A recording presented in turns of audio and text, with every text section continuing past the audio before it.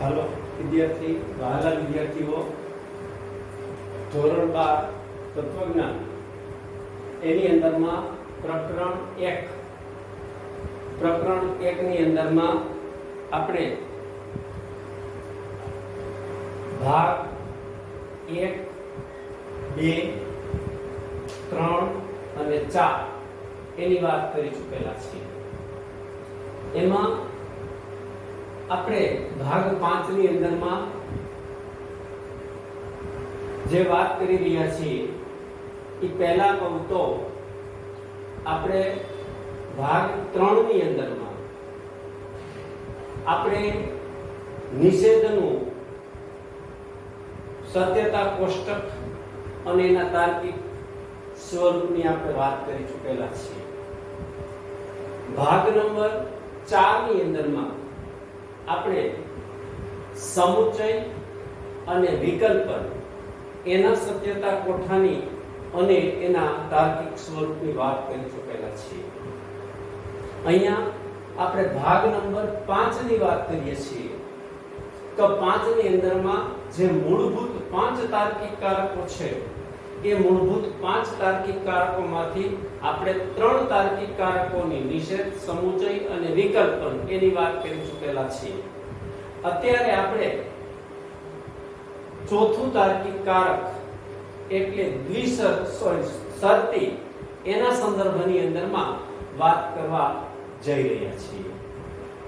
બોર્ડની પરીક્ષાના સંદર્ભની અંદરમાં વાત કહું તો હમણાં તાજેતરની બોર્ડની જે પરીક્ષા લેવાની માર્ચ 2020 ની અંદરમાં એમાં આ 2 ગુણનો કોઠો પૂછાયેલો હતો।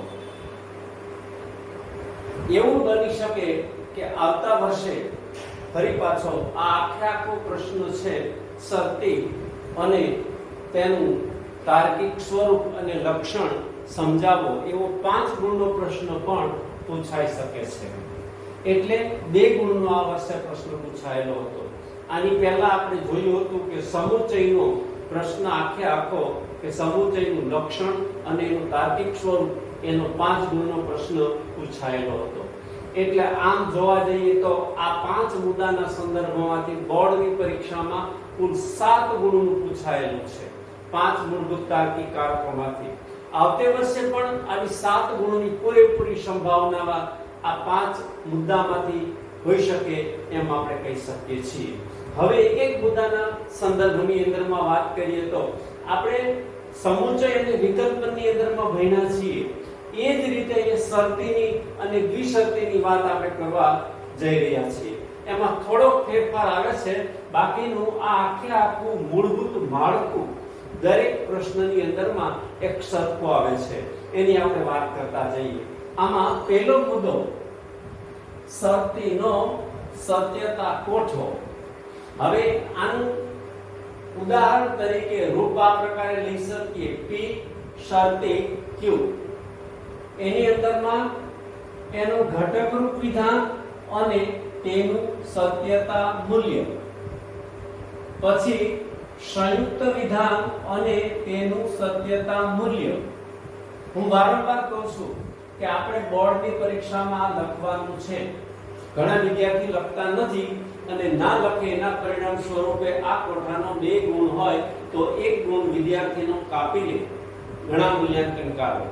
આપણા ગુણ કપાય નહીં એટલા માટે આ લખવાનું, આ સ્તંભનો ક્રમ પણ લખવાનો 1, 2 અને 3, અહીંયા હરોળનો ક્રમ પણ લખવાનો 1, 2, 3, 4 અને અહીંયા જે પરિણામ આપણે 1, 2 અને શરતીને આધારે પ્રાપ્ત કરેલું છે એ પણ લખવાનું। ભલે આ વિગત ટેક્સ્ટમાં આપેલી નથી છતાં પણ આપણે લખશું કે જેથી કરીને આપણા ગુણ કપાવવાની સંભાવના 0% થઈ જાય। હવે આની અંદરમાં શરતી અને તેનો સત્યતા કોઠો આપણે ધોરણ 11 ની અંદરમાં શરતી સંયુક્ત વિધાન વિશેની વાત ખૂબ જ ઊંડાણથી ભણી ચૂકેલા છીએ। એનો આખો એક મોટો પ્રશ્ન ભણી ચૂકેલા છીએ।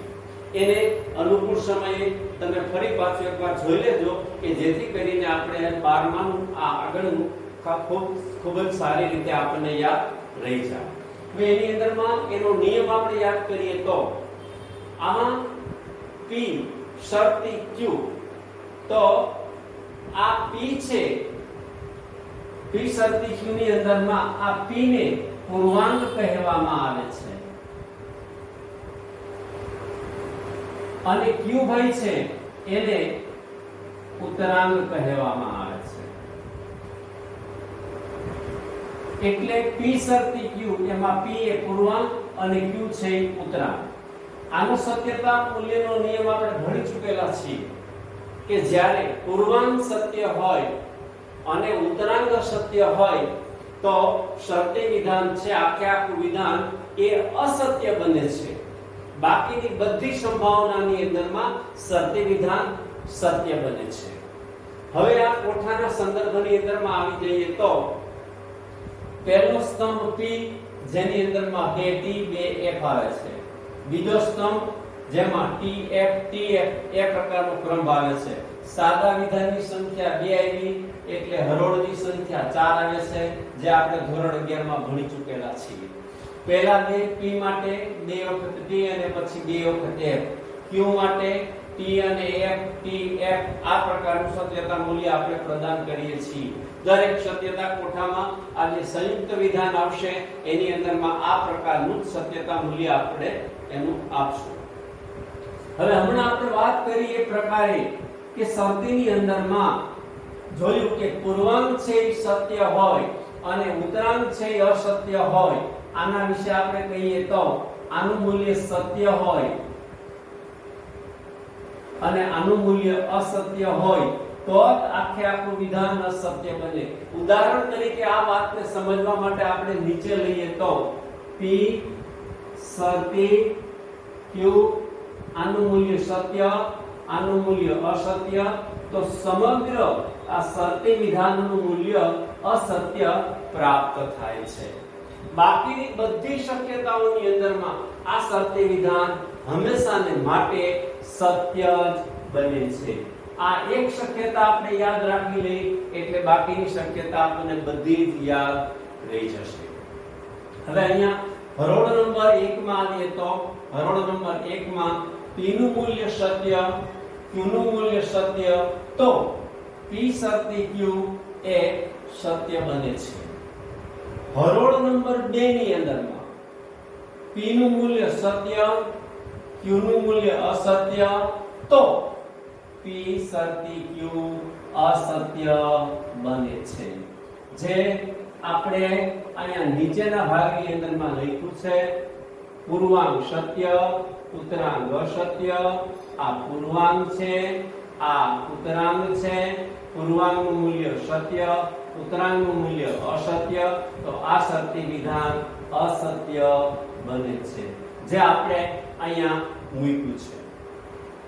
હવે હરોળ નંબર 3 એમાં P નું મૂલ્ય અસત્ય છે, Q નું મૂલ્ય સત્ય છે, તો જવાબ સત્ય આવે છે।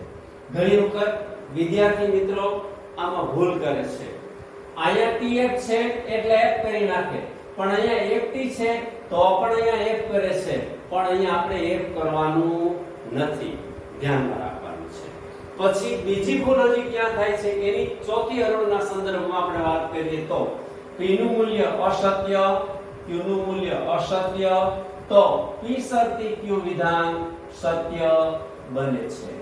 મોટા ભાગના વિદ્યાર્થીઓ ઘણી વખત મેં જોયું છે કે આ વારંવાર સમજાવ્યા પછી પણ જો અહીંયા P નું મૂલ્ય અસત્ય હોય, Q નું મૂલ્ય અસત્ય હોય, તો વિદ્યાર્થીના મનમાં એવો જ ખ્યાલ હોય છે કે આ વિધાન છે સંપૂર્ણપણે અસત્ય બને છે। પણ આ શરતી વિધાન અસત્ય બને આવો જવાબ આપણે લખવાનો નથી। આવો જવાબ લખશું તો આપણો જવાબ ખોટો પડશે, એટલે આપણે ધ્યાનમાં રાખવાનું છે ભલે અહીંયા P નું મૂલ્ય અસત્ય હોય, Q નું મૂલ્ય અસત્ય હોય, છતાં પણ P શરતી Q વિધાન હંમેશાને માટે સત્ય બને છે, એ ધ્યાનમાં રાખવાનું છે। આને આપણે યાદ રાખવાનું નથી, બરોબર જોઈ લેજો, યાદ રાખજો। F તો પણ T જવાબ આવે છે। આ આખા આપણે સત્યતા કોઠાના સમજૂતીના સંદર્ભની અંદરમાં આપણે વાત કરી।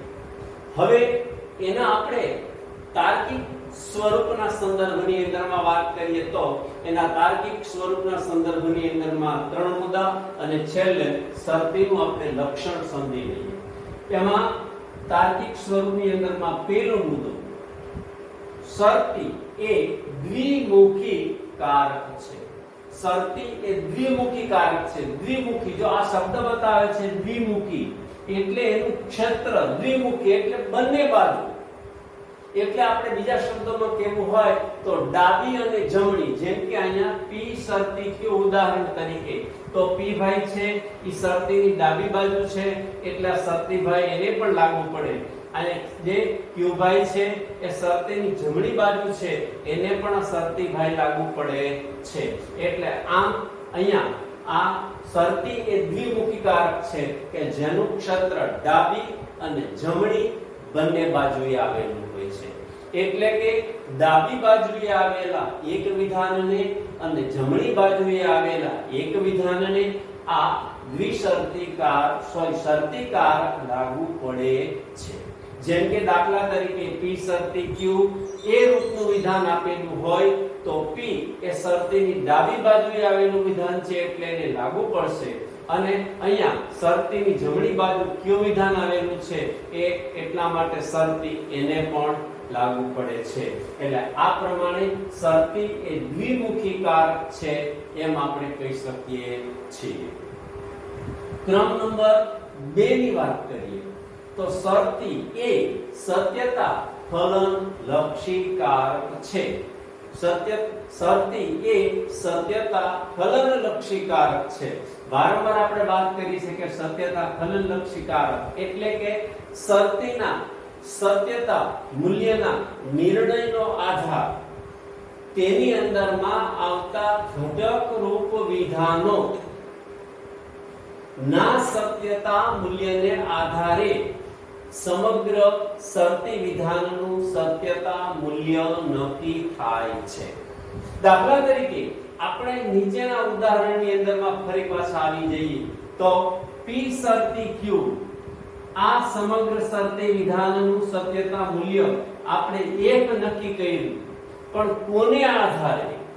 તો કે એની અંદરમાં આવતું ઘટકરૂપ વિધાન P એનું મૂલ્ય સત્ય છે, અને એની અંદરમાં આવતું ઘટકરૂપ વિધાન Q એનું મૂલ્ય અસત્ય છે. એટલે T અને F આવ્યા એટલા માટે થઈને આ આપણે P શરતી Q નું સત્યતા મૂલ્ય આપણે અસત્ય નક્કી કરીએ છીએ. એ જ રીતે અહીંયા આપણે આવ્યા કોઠામાં ફરી પાછા તો આ P શરતી Q સત્ય બને છે, પણ કોને આધારે? તો કે આ P છે એનું મૂલ્ય અહીંયા સત્ય છે, આ Q છે એનું મૂલ્ય સત્ય છે, એટલા માટે P શરતી Q સત્ય બને છે. એ જ રીતે આપણે આગળ વધીને આ કહીએ તો અહીંયા આ સત્ય મૂલ્ય એવું છે, પણ કોને આધારે? તો કે આ P નું મૂલ્ય અસત્ય છે, Q નું મૂલ્ય અસત્ય છે, બંનેનું મૂલ્ય અસત્ય છે, છતાં પણ P શરતી Q એ સત્ય બને છે. આ નિર્ણય કોને આધારે કર્યો? તો કે અહીંયા એના ઘટકરૂપ વિધાનો છે એના સત્યતા મૂલ્યના નિર્ણયને આધારે આ સમગ્ર વિધાનના સત્યતા મૂલ્યનો નિર્ણય થાય છે. ને એટલા માટે આપણે કહી શકીએ કે શરતી એ સત્યતા ફલન લક્ષી કારક છે. આગળનો મુદ્દો P શરતી Q એ રૂપનું વિધાન સત્યતા ફલન લક્ષી સંયુક્ત વિધાન છે.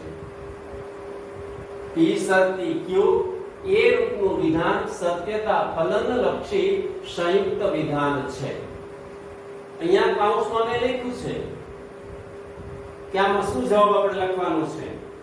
તો સત્યતા મૂલ્યના નિયમની વાત કરવાની છે, જે આપણે આ કોઠાની અંદરમાં ભણ્યા છીએ એની એ જ વાત ફરી પાછી કરવાની છે કે P શરતી Q રૂપનું કોઈ પણ સંયુક્ત વિધાન આપેલું હોય અને એમાં P ના સ્થાને આવતું વિધાન એ સત્ય હોય અને Q ના સ્થાને આવતું વિધાન અસત્ય હોય તો P શરતી Q વિધાન અસત્ય બને છે, નહીં તો શરતી વિધાન સત્ય બને છે.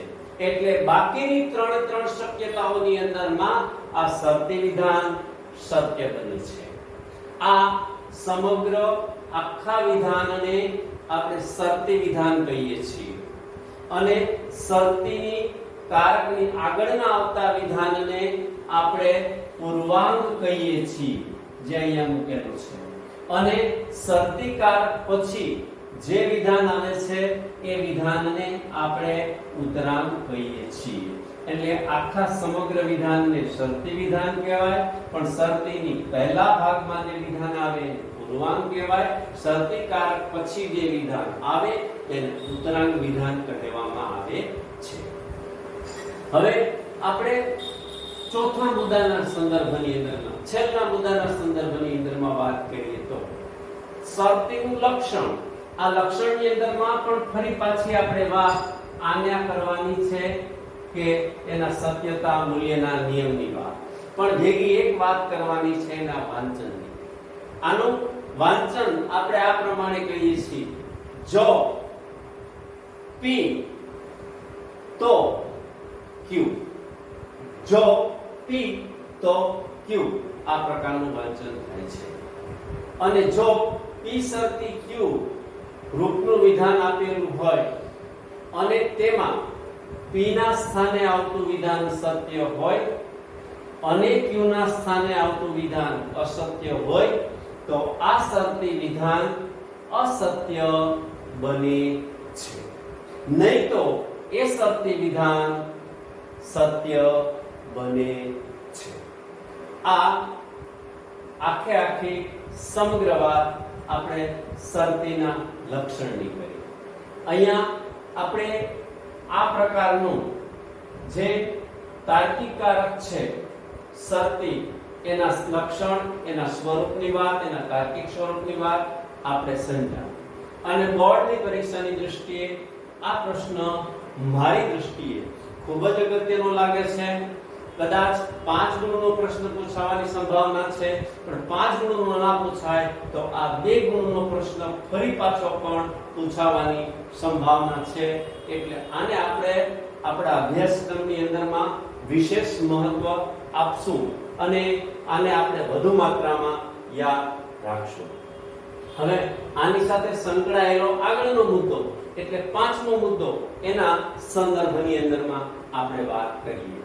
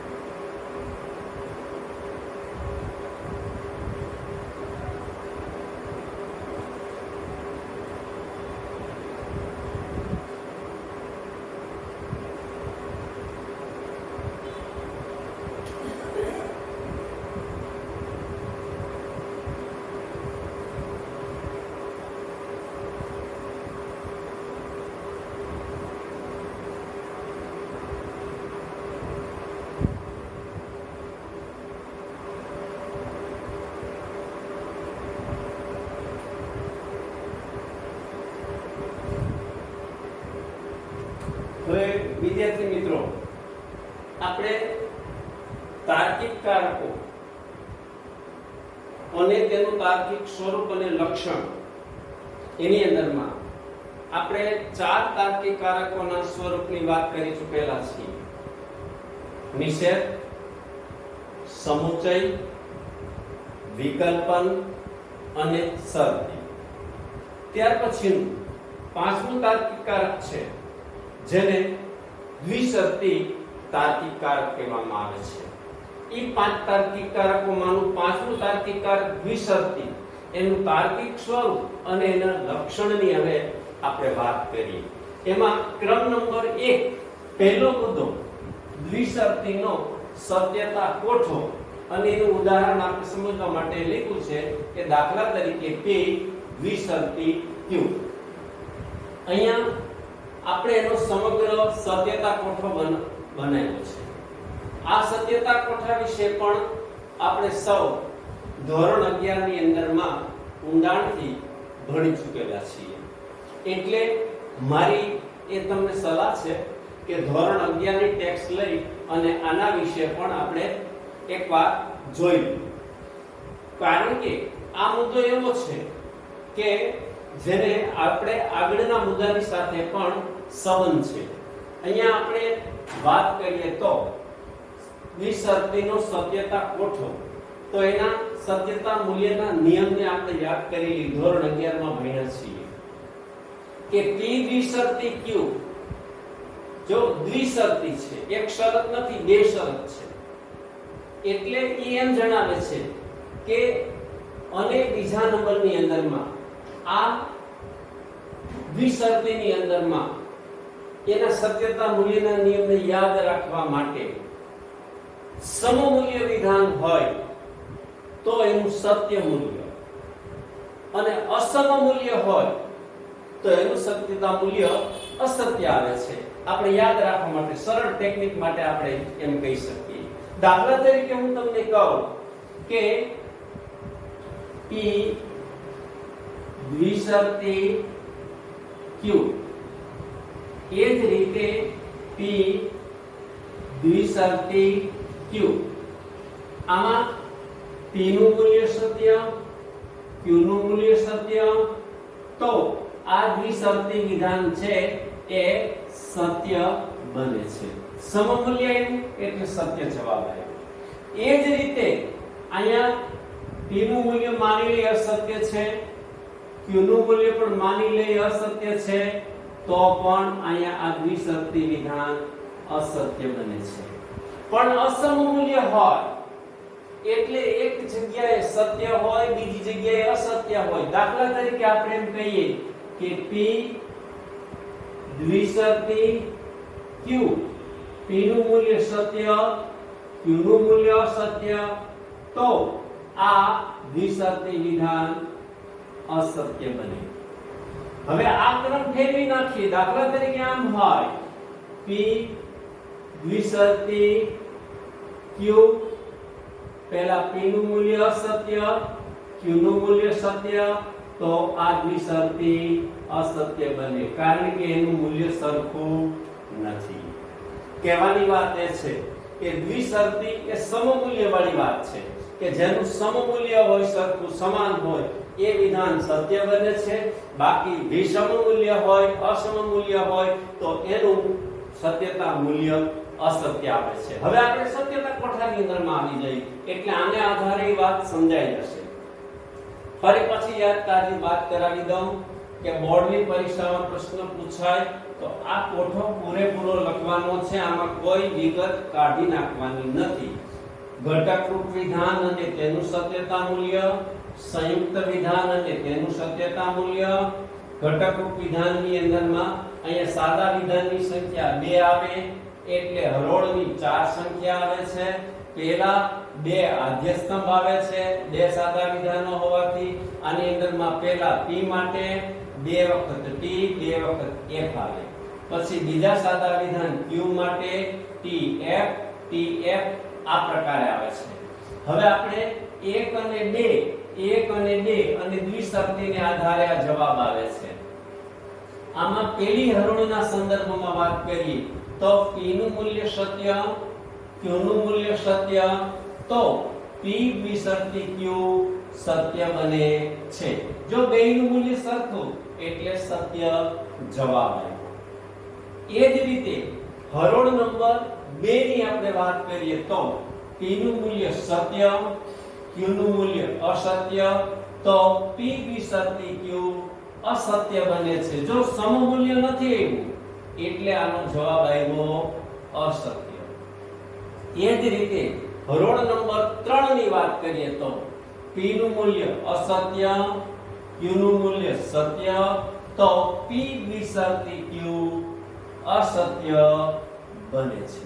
કારણ કે અહીંયા બેયનું સમમૂલ્ય નથી, બંનેનું મૂલ્ય સરખું નથી. હરોળ નંબર 4 ની વાત કરીએ તો p નું મૂલ્ય સત્ય, q નું મૂલ્ય અસત્ય, તો p દ્વિશરતી q સત્ય બને છે.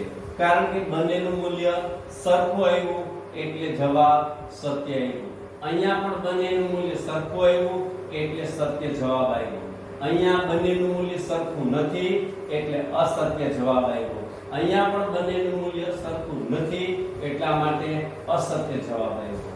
આ સમગ્ર આખો દ્વિશરતીના સત્યતા કોઠાની વાત થઈ. અને કદાચ દ્વિશરતીનો સત્યતા કોઠો પૂછાય 2 ગુણમાં તો આ પ્રમાણેની આખી સંપૂર્ણપણેની વિગત દર્શાવવાની છે.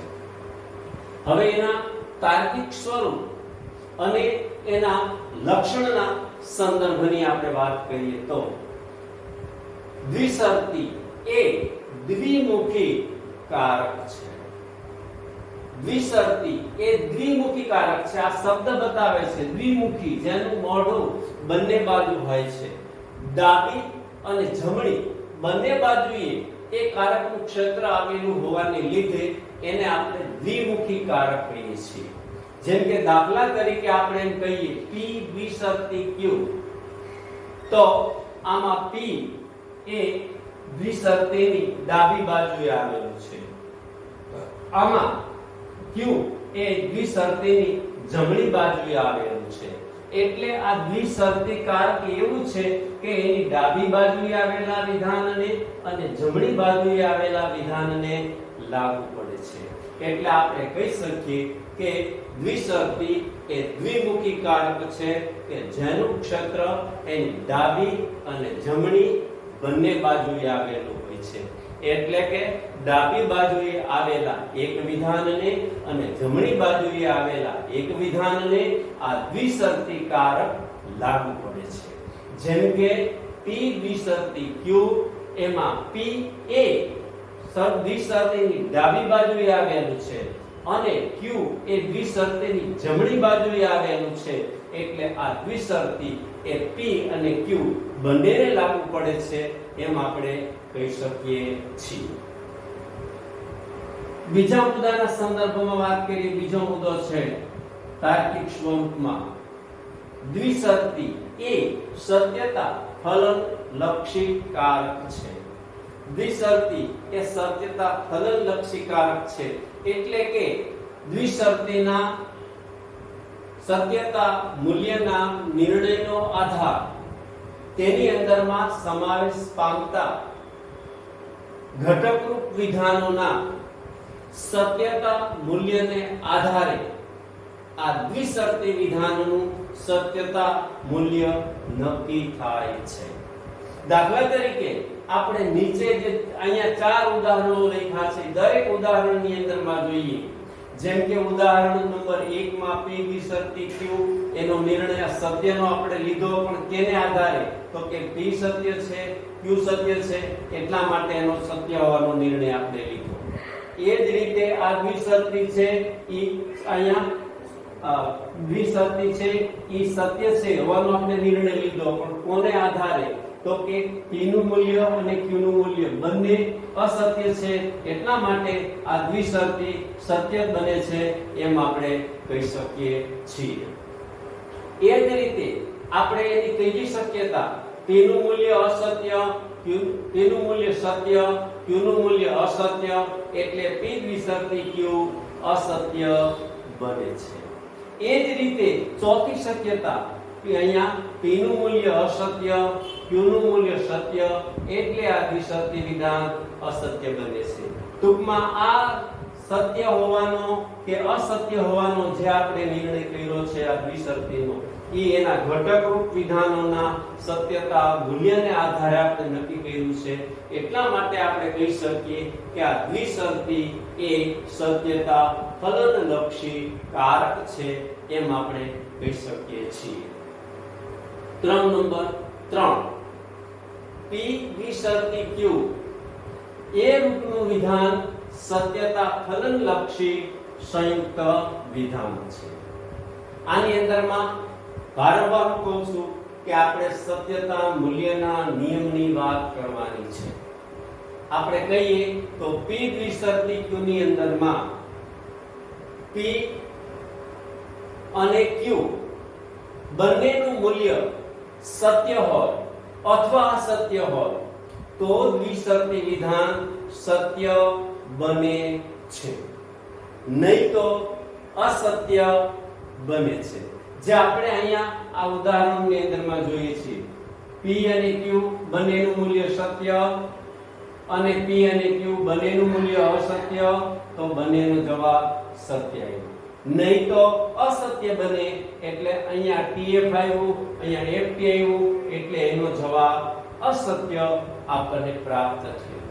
એટલે આ પ્રમાણે આપણે કહી શકીએ કે p દ્વિશરતી q રૂપનું વિધાન સત્યતા ફલનલક્ષી સંયુક્ત વિધાન છે કે જેની અંદરમાં p અને q બંને સત્ય હોય તો દ્વિશરતી વિધાન સત્ય બને છે, નહીં તો અસત્ય બને છે, એમ આપણે કહી શકીએ છીએ. આની અંદરમાં એનો છેલ્લો મુદ્દો દ્વિશરતીનું લક્ષણ.